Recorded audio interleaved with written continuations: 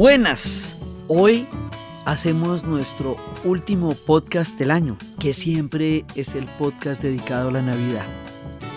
Una de las cosas que más caracteriza la Navidad, que más va a durar en la memoria afectiva de las personas a lo largo de la vida, desde la más tierna infancia, son ni más ni menos que los sabores de la Navidad.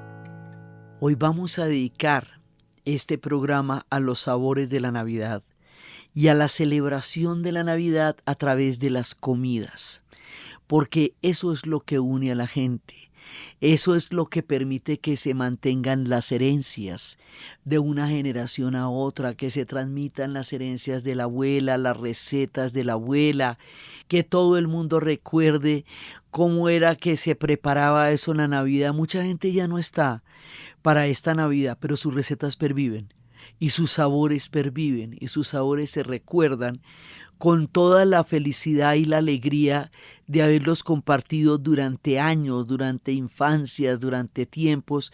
Es una de las formas más bellas de afecto, más hermosas de transmitir el amor en la Navidad. Una son los regalos, pero son los sabores, porque los sabores son los que congregan la gente. Entonces, cuando uno va a hablar de la Navidad, pues tiene que hablar de qué va a ser de cena de Navidad, y es la cocina de la Navidad lo que en realidad ocupa la mayor cantidad de tiempo de la celebración misma de la Navidad. O sea, los regalos son un momento puntual, a las 12 de la noche en Colombia. En los países sajones es por la mañana del 25, pero la cena se está preparando más o menos desde las 6 de la tarde, dependiendo de las tradiciones, gente que puede estar durando 3 o 4 días cocinando.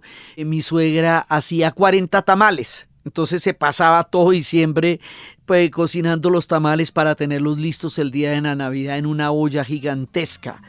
Entonces, bueno, pues la gente puede cocinar un mes o 15 días para pasar a través de los sabores todo el amor y todo el cariño de lo que significa unirse en la Navidad. Entonces empezamos.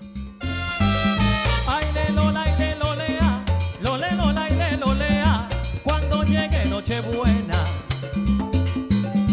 me voy pa' casa de Ramón a comer arroz con dulce y el rabito de lechón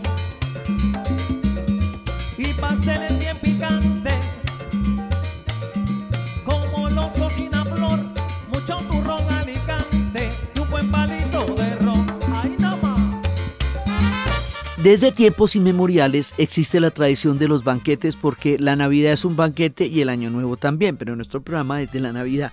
Y los banquetes son una expresión universal de la celebración en todas las culturas del planeta a lo largo de la historia, desde los tiempos más arcaicos.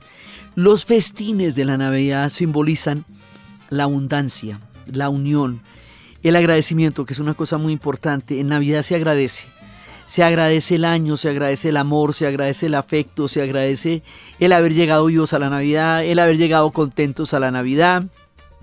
Es un momento clave donde se reúnen las comunidades y se fortalecen, que es lo más fundamental, los lazos sociales. No me voy a bailar así de medio lado. Con el compadre toma, Regala un poquito y estoy bien gaseado. con el compadre toma, Oye, Carlito Ramírez ya está bien gaseado. con el compadre Ay, toma, qué sabrosa la salsa que le hemos tocado. con el compadre toma. En las antiguas civilizaciones, en Egipto, en Grecia, en Roma, los banquetes eran una forma de rendir homenaje a los dioses para demostrar el estatus y la hospitalidad, y las mesas se llenaban de alimentos exóticos y de vinos y de festividades que duraban días, se acompañaban de música y de danza. Y en el caso de Asterix y Obelix, la maravillosa tira cómica de Goscinny y Uderzo, que hablaba de esta pequeña aldea que durante 250 años sobrevivió a la dominación romana, que eso fue real.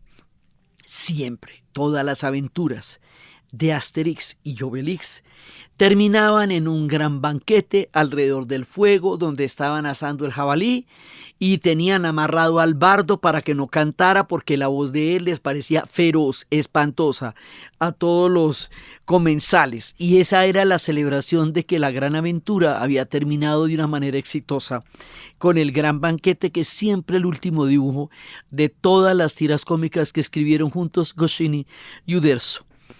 En Asia, las tradiciones en el año lunar, en China, el año nuevo chino, que este año que llega es el año de la serpiente.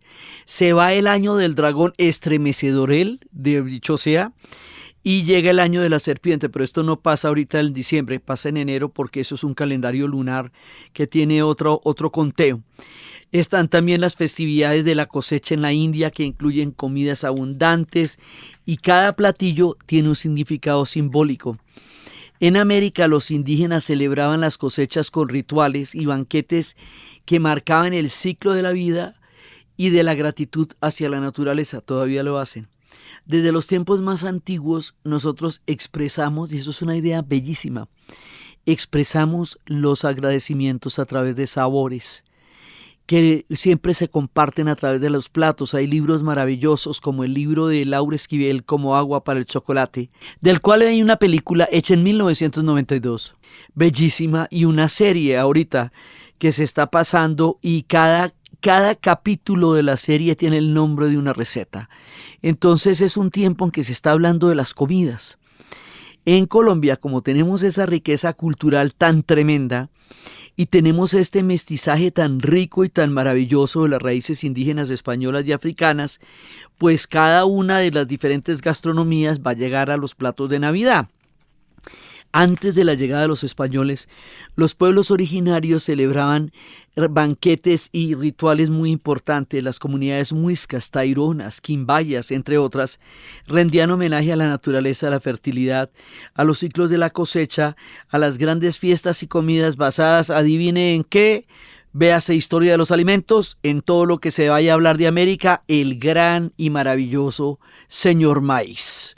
El maíz que lo es todo para nosotros, que tiene todas las mitologías que hemos visto, todos los mitos del maíz, los pueblos que vienen del maíz, la manera como el maíz es una cosmovisión, es una manera de entender el mundo y es la base de toda la alimentación americana, de todo, desde México hasta la Patagonia, el maíz, la yuca, la papa y las frutas autóctonas, teniendo en cuenta que la papa tiene una cantidad de variedades entre nosotros.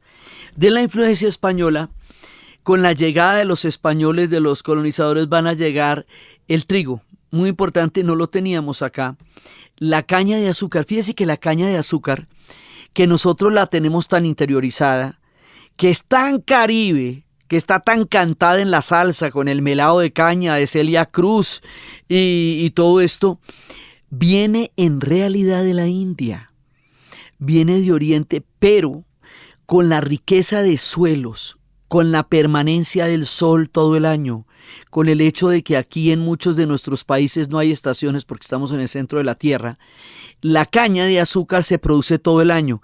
Eso no se puede hacer en Europa porque las estaciones hacen que no se pueda sembrar todo el año. Entonces la caña de azúcar aquí se dio como si no lo hubiéramos inventado, y eso generó tanto la industria más grande como la fuerza de colonización de los imperios, como la tragedia de la esclavitud.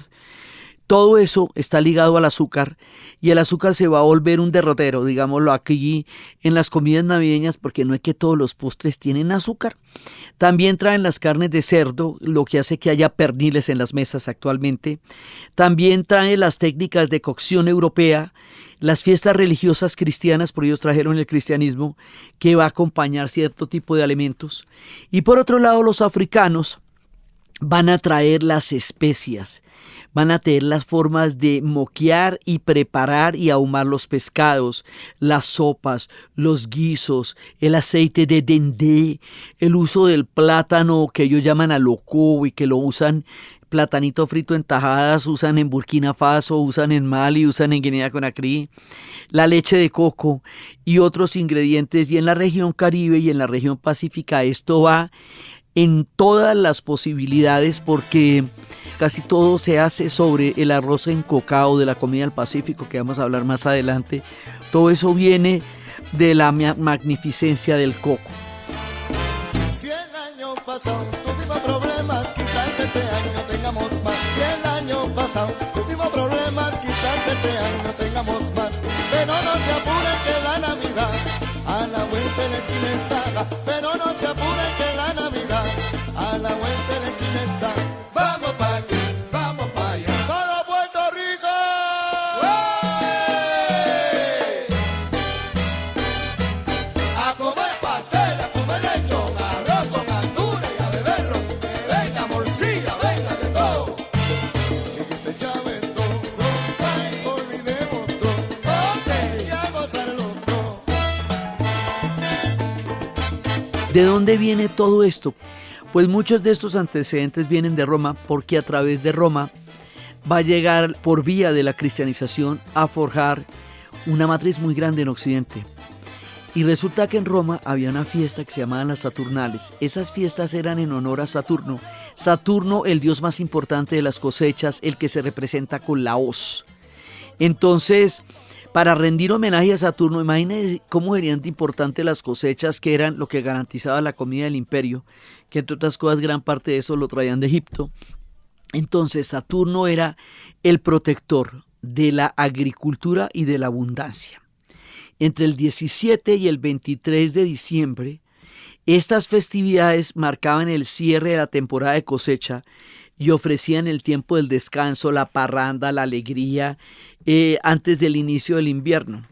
Entonces, en estos banquetes había una cosa muy particular. Estos banquetes llevaban un espíritu de la igualdad, se borraban las clases sociales durante los banquetes. Había el espíritu de la celebración que rompía todas las jerarquías, donde los esclavos eran tratados como iguales, se les invitaba a sentarse en la mesa con los amos y se intercambiaban roles por un día.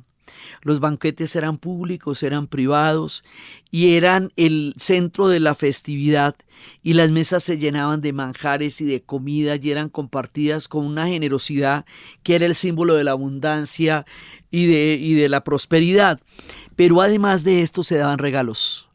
En las Saturnales se daban regalos, y ese intercambio de regalos hace que la tradición de dar regalos en Navidad venga a nosotros en la actualidad a través de la herencia de las Saturnales, que luego, al cristianizarse, llevaron los regalos a la celebración de la Navidad, llegaron los banquetes a la celebración de la Navidad, y más adelante en Inglaterra, cuando ya todo era industrial y manufacturado, como no podíamos entregar un regalo hecho por nosotros, porque tal cosa ya no existía, entonces se empacaba en papel de regalo para decir que yo tuve el trabajo de hacer algo con mis propias manos para ti, aunque fuera un objeto manufacturado.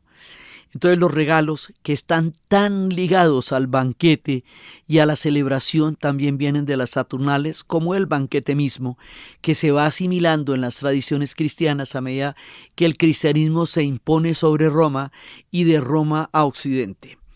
Entonces, una de las cosas que se hacían en las Saturnales y que es absolutamente maravillosa son los dulces y los postres. Y los postres se llaman postres porque significa postrero, posterior, después. O sea, después de que comimos todo, lo posterior, lo postrero, lo de después es el postre. Sí, como tantas palabras vienen del latín, la palabra postre viene de posterior, y eso es el fundamento de los dulces del Mediterráneo, donde habían frutos y miel, que eran la base, digamos, de toda la dulzura de ellos en las comidas. Los romanos tenían delicias hechas de higos secos, de nueces, de miel, que eran símbolos de riqueza y de fertilidad y de felicidad, y lo envolvían en paqueticos y se los regalaban a los familiares, esos paqueticos de los dulces. También estaban las frictilias, que en una tradición de las tradiciones culinarias eran un lugar súper especial.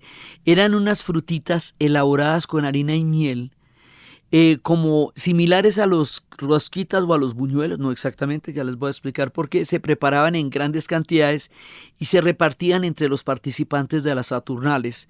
También se les daba a los transeúntes que pasaban por ahí o a las personas que lo necesitaban, y simbolizaban la generosidad y el deseo de compartir la abundancia con todos, que es otro de los grandes componentes del maravilloso espíritu de la Navidad.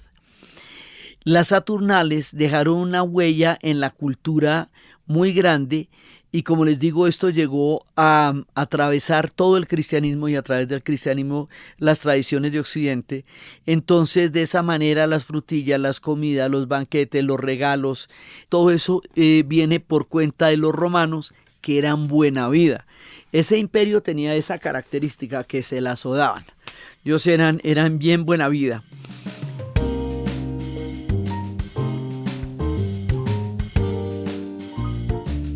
Este es el espacio de la pauta comercial.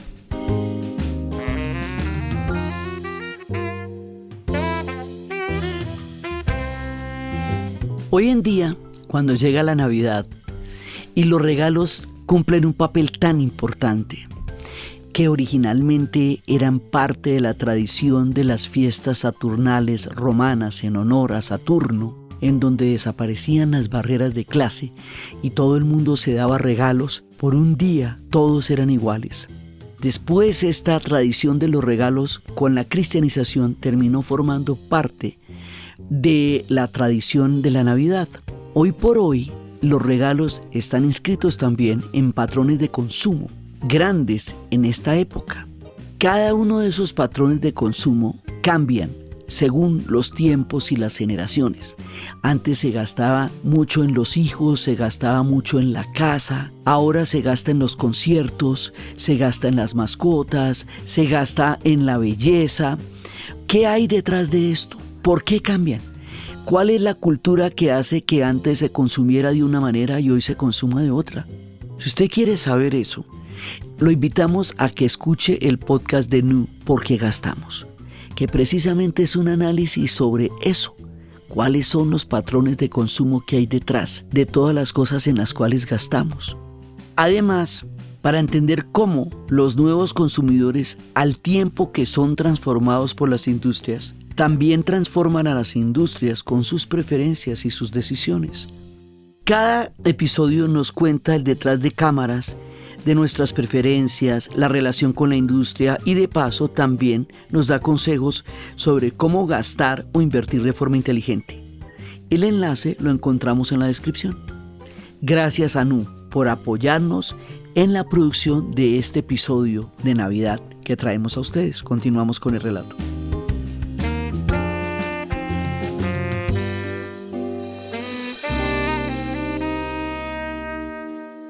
Entonces, las cocinas mediterráneas y españolas van a llegar a nuestros platos navideños por la vía de la llegada de los españoles acá. Incluso antes de que llegaran con el azúcar, los pueblos mediterráneos disfrutaban el dulce de la miel. Luego empezaron a conocer el azúcar, y luego ya después ellos tenían los higos secos, tenían la miel, pero ya con el azúcar se van a enloquecer y se les va a correr el champú y le van a hacer azúcar con todo. Los ingleses hacen toda clase de cosas de azúcar, y mucho se ha hablado de lo que significa el azúcar en la cocina y en la repostería del mundo anglo y del mundo europeo. Pero no se ha hablado lo suficiente de lo que eso significa entre nosotros, que aquí sí nos damos la garra, pues, o sea, la dulcería entre nosotros es muy grande. La tradición de los dulces en el Mediterráneo, de Algeciras a Estambul, como dice Serrat en su maravillosa canción de Mediterráneo, hace que el cultivo de las frutas dulces, los higos, las naranjas, las almendras, se puedan integrar a los postres. Entonces tenemos la miel. Antes de tener azúcar teníamos la miel, luego teníamos el azúcar y le echábamos a esto higos, naranjas, almendras, y eso va sabiendo muy rico, dátiles, que van a llegar también y que son de un sabor maravilloso y son como la alegría del desierto, la prosperidad del desierto, el dátil. Y este azúcar, originario del sudeste asiático, llega a través de algo que llegó casi todo en la vida, de los árabes que trajeron los números, de los árabes que trajeron el álgebra, de los árabes que trajeron la cámara oscura, de los árabes que trajeron grandes secretos de la astronomía. También llegó la caña de azúcar. Mucho se debe y se agradece a los árabes.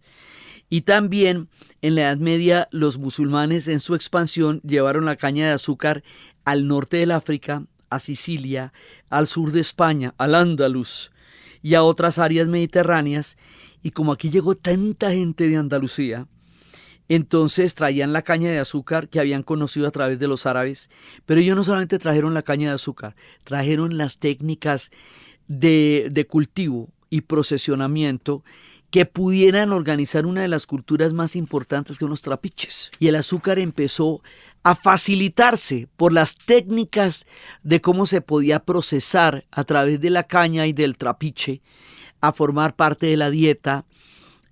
Al principio era un lujo que se podía disfrutar una vez en la vida, pero en la medida en que esto se pudo incorporar a los postres, se fue volviendo cada vez más popular y de pronto en los conventos empezaron a hacer dulcecitos con las yemas de Santa Teresa, los mazapanes o tocinos del cielo, los postres de natillas que se elaboraban con trigo, leche, huevos y canela, que están ligados a la tradición cristiana y a las navidades religiosas, porque hay cosas que son específicamente cristianas, porque se hacían a través de las comunidades religiosas.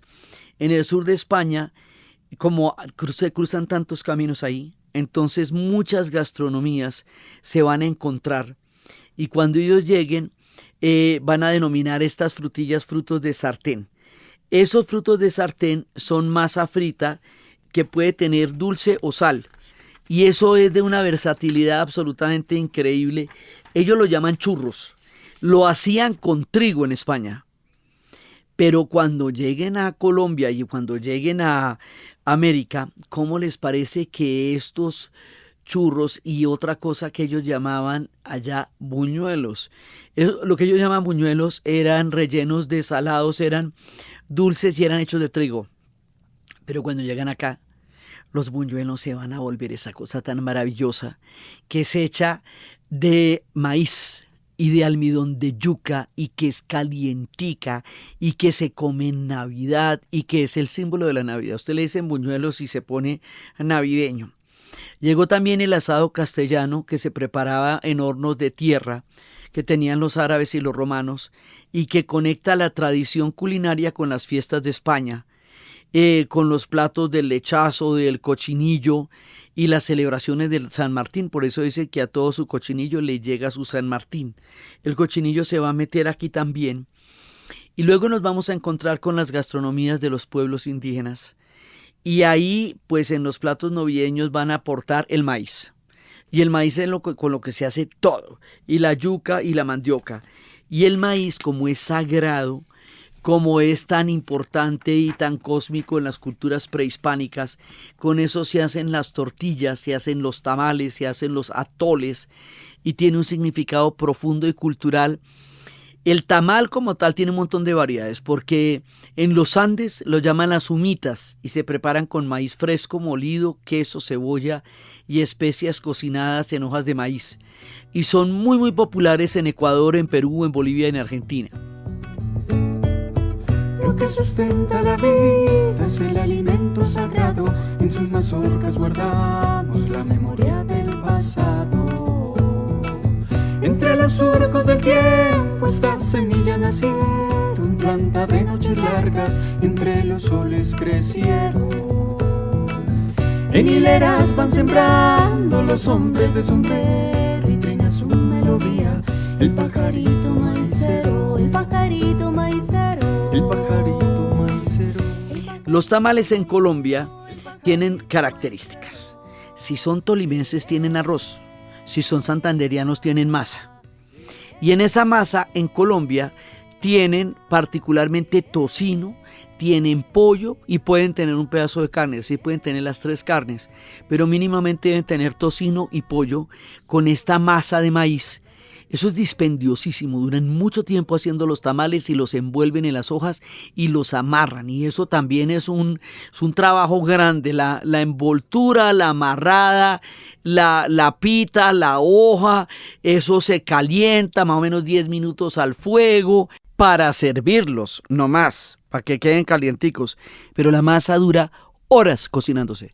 Eso eso tiene que servirse caliente, tiene que servirse a las 12 de la noche, tiene que estar todo el mundo listo para llegar a los tamales, que es una cosa tan impresionante. Entonces, esto tiene diferentes versiones. En México, en Centroamérica, en Sudamérica. En México lo celebran también en el Día de los Muertos. Las humitas se pueden confundir, pero tienen variantes porque tienen ingredientes que también están envueltos en uvas, pero a veces tienen ingredientes dulces. Las hallacas también tienen ingredientes dulces, tienen uvas pasas. Mientras que el tamal colombiano, ya sea santandereano o tolimense, es completamente de sal. Eso sí, no tiene elementos dulces. En Mesoamérica lo mezclan con manteca y con rellenos salados. Las humitas tienen una textura suave y esponjosa. Los tamales son más firmes. Porque la masa tiene su punto, tiene su textura, tiene su momento. Y eso también hay que tener la mano para que le quede a uno la masa como la masa debe ser. Eso no es de cualquier manera. Cada una de estas recetas tiene una ciencia, tiene una técnica, tiene un toque, tiene un estilo y viene de muchas abuelas que durante mucho tiempo preparan los tamales de la Navidad. Los buñuelos y las tatillas, que son delicias de la Navidad colombiana, tienen también un origen de la época española colonial. Los buñuelos eran frutas de sartén, parecido a los churros, pero esto es lo nuestro. Pero aquí le echamos el queso, la harina de maíz, porque nosotros no tenemos harina de trigo naturalmente, lo tenemos que importar. Pero en cambio el maíz y el almidón de yuca pues forman parte de nuestra gastronomía desde siempre. Entonces eso se le mete a la masa. Y la palabra buñuelo, eso significa Navidad. La natilla viene de las coladas, que eran natillas de harina española, y en Colombia se transforman en harina de maíz para variar. A todo le echamos maíz y todo lo vuelvo maíz. Y el ingrediente fundamental también nuestro, la panela. La cultura del azúcar mediterránea va a producir aquí lo que se llama la panela, de la cultura del trapiche. La panela es muy importante en los climas, como nosotros tenemos pisos térmicos, y a partir de los pisos térmicos están nuestros alimentos. El agua de panela es muy importante, caliente, es muy importante en el altiplano cundiboyacense, porque aquí combatimos el frío, la gripa, la debilidad, la tosecita con agua de panela con limón. Pero también comemos agua de panela con limón con queso. También tomamos agua de panela de onces. También si está haciendo mucho frío se puede hacer un agua de panela. Es tanto medicinal como gastronómica. Es tan importante para el frío como para hacer el melao. Entonces, se usa para todo. Y los ciclistas particularmente se comen su trozo de panela cruda para echarse esos grandes altos de montaña que se hacen en La Calera o en Boyacá o en lo agreste de la cordillera de los Andes. Siempre llevan una panela cruda y se la van comiendo porque eso es azúcar viva. Eso llega directamente al torrente sanguíneo y se convierte en energía mientras van pedaleando de para arriba con la panela. Yo le pido a Dios estas navidades, mil felicidades a mis familiares. Bueno.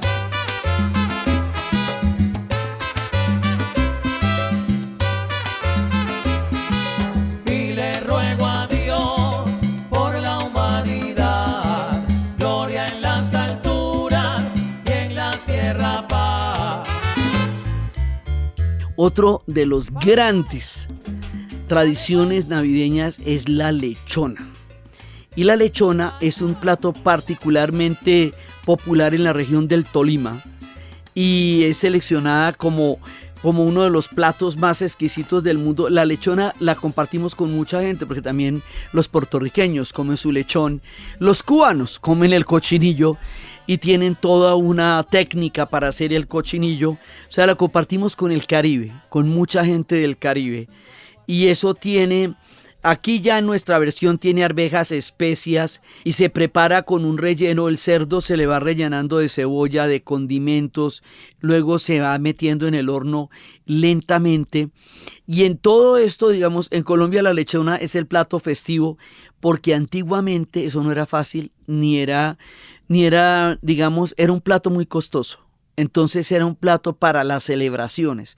De ahí sacamos que las grandes celebraciones se hacen con lechona. Entonces, porque además eso es complicado, laborioso, toca hacer una gran cantidad de cosas. Y también en la tradición dulcera de nosotros, la cantidad de postres que nosotros tenemos, la forma como nosotros hacemos toda clase de dulces, desde los bocadillos hasta la cuajada con melao, pasando por una inmensa cantidad de dulces que nosotros tenemos desde los desamargados del Valle del Cauca, que son frutas dulces que se desamargan, digamos, desde el manjar blanco, desde todo, que son postres cremosos a base de leche, de azúcar y de arroz también.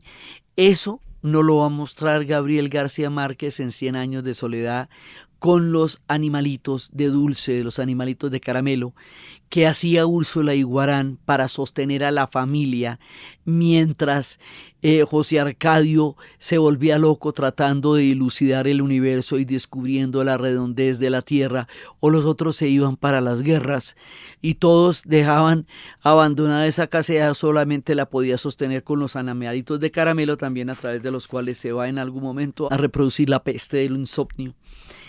Otro de los platos que también vamos a los pisos térmicos para nosotros es el ajiaco. El ajiaco bogotano es una sopa típica de Cundinamarca, tiene raíces precolombinas muiscas y es una sopa con papa, pero tiene 3 papas. Tiene la papa sabanera, que es la que uno se come porque no se deshace.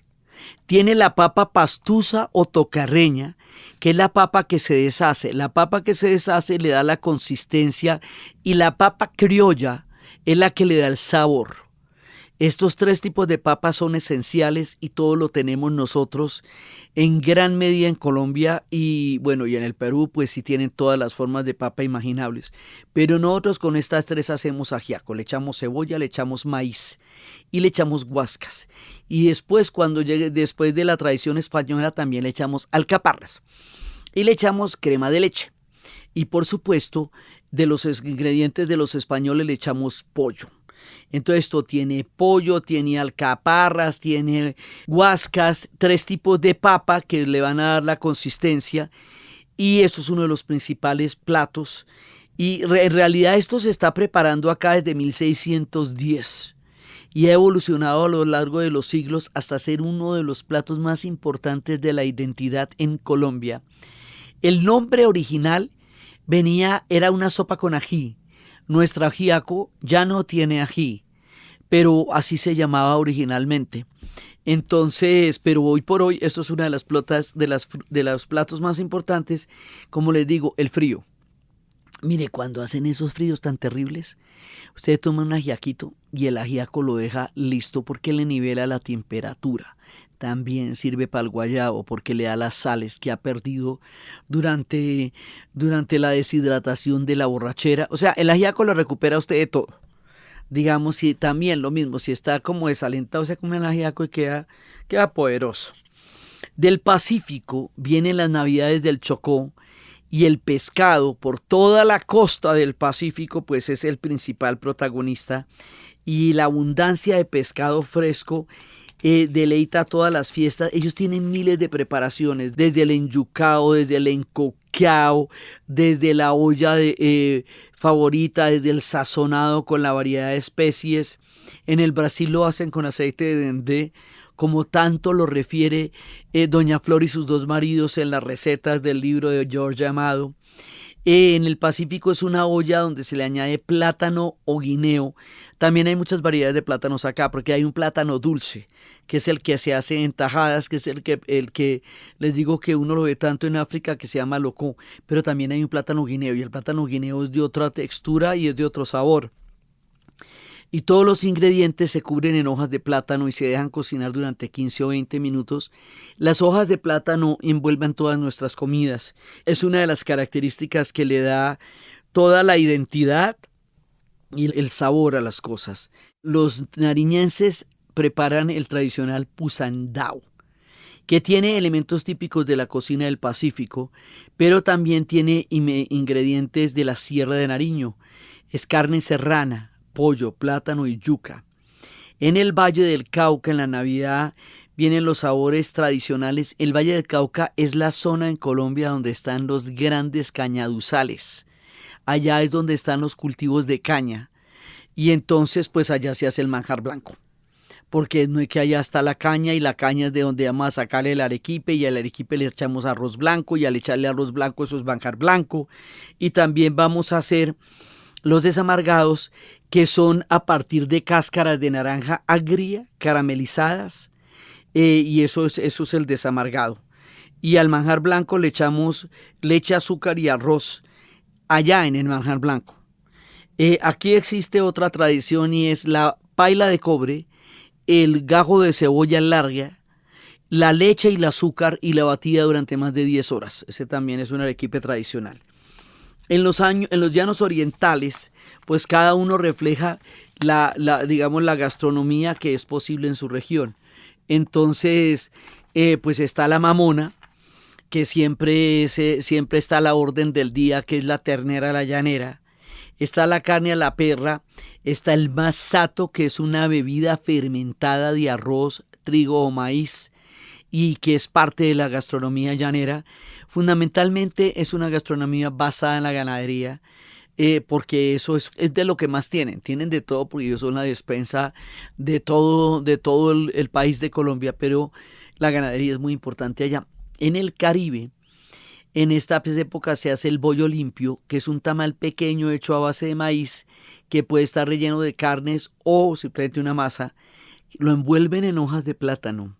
Las carimañolas, que son unas delicias de empanadas fritas de yuca, rellenas de carne, de queso, crujientes por fuera y suavecitas por dentro. En frituras en la costa se dan la garra, porque también tiene la arepa de huevo, que esa es diaria, pero pues eso también es una delicia, que es la arepa, la masa que usted le mete un huevo adentro. Eso tiene una ciencia, porque el huevo tiene que estar de determinadas características. La arepa tiene que estar hecha de una forma que usted cuando le mete el huevo no se vaya a romper la arepa. Entonces, bueno, mira, aquello es una ciencia. Esto es mucho más de diario, pero es una locura de maravilloso. Está la chicha de maíz, está la bebida fermentada. Entre los isleños de San Andrés y Providencia está el rondón, y está un plato que es este ponqué de piña que van a voltear. Es un ponqué volteado al revés. Y aquí nuestro muy querido amigo Guillermo Rodríguez, que es isleño sanandresano, nos cuenta cómo se hace esa dulce receta con la piña y cómo se dice en creol. One of those special cakes that we got is the upside down cake. When we talk about the upside down cake, we need to explain the people the history about the name, because the name of the cake has to do with the way that we make it. The first thing that we need to know is that if you make the mixed cake, you have to store up the sugar, the butter, the eggs, the flour, and then you put some orange juice, or maybe you can put some pineapple juice. Then you put the sugar melt, and you got this syrup sugar, and then you put it on the pot. In all the cakes, usually people put the butter before you put the mixed cake, but in this case, you have to put the syrup sugar, and then after you put it, you put some slices of the pineapple, and then you put some cherries on it, and then after that, you put the mixed cake. You have to put the bake pan low, and trying to be careful to not make the cake to burn up. So you have to be pending on it. Then, when it's already golden, the whole cake, when you see it, then after that you take it out and then you put it upside down, and that's why you got the upside down cake.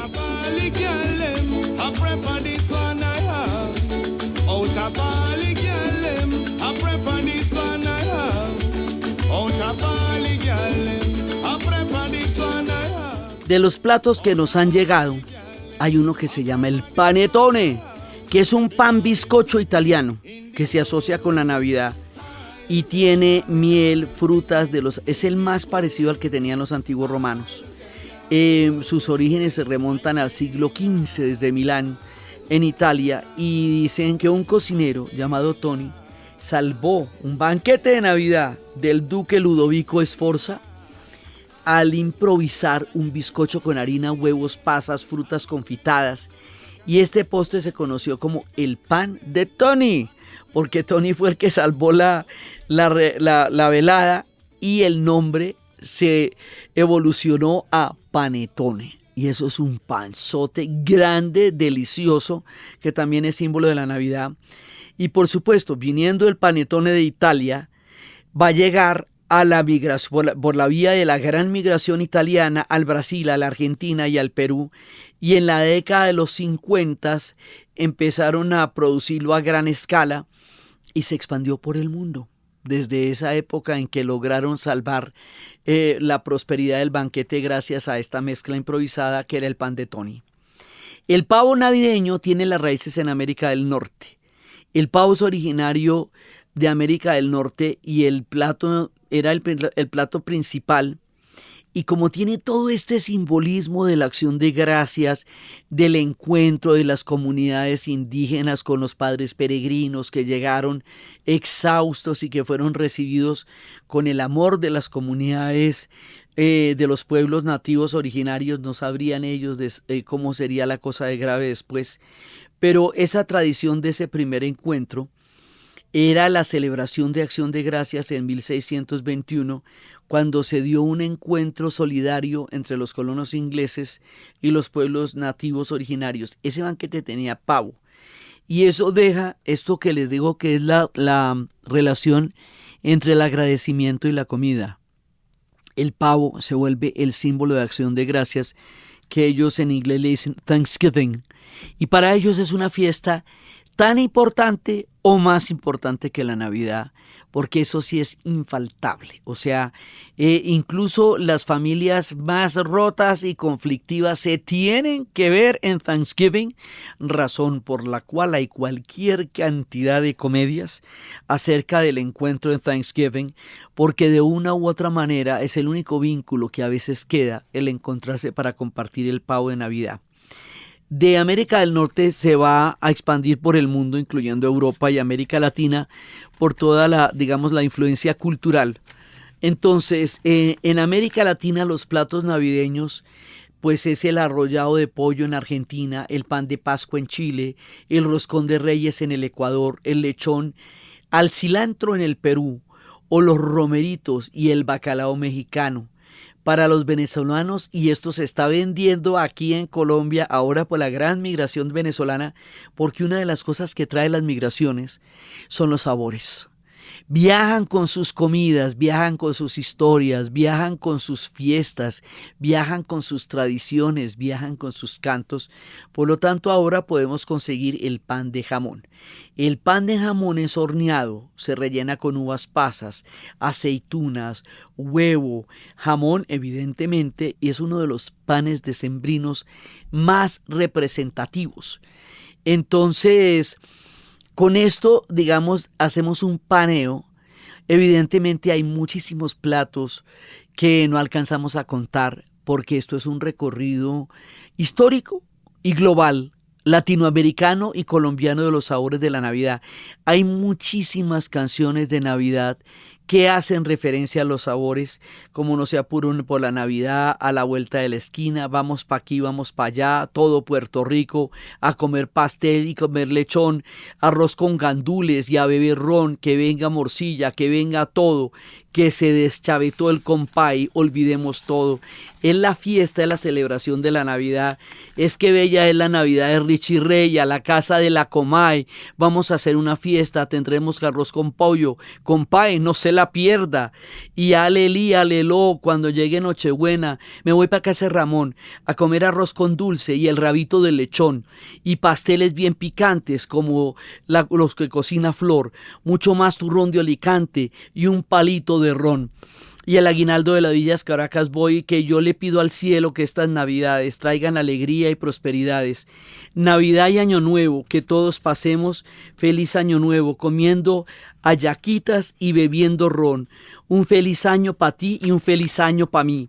Y con las navidades, con la música, con los regalos, con todas estas historias hemos recorrido una de las cosas más entrañables, más bellas, más amorosas, los sabores de la Navidad. Buen provecho en esta Navidad y amor para todos.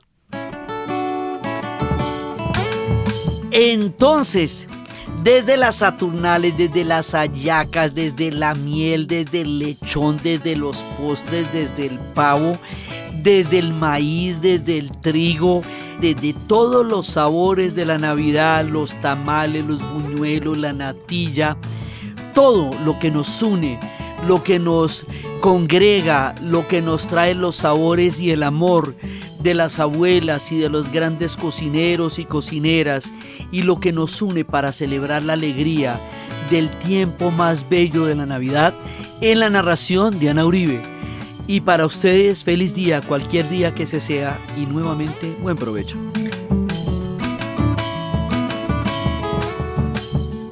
Este podcast fue grabado en Los Gatos Studios y fue posible gracias al equipo de dianauribe.fm, que está integrado por Diana Suárez, Milena Beltrán, Arturo Jiménez, y la edición y la musicalización de Eduardo Corredor Fonseca de Rueda Sonido, y siempre con el gran apoyo de las personas que nos donan en Patreon, PayPal y PayU.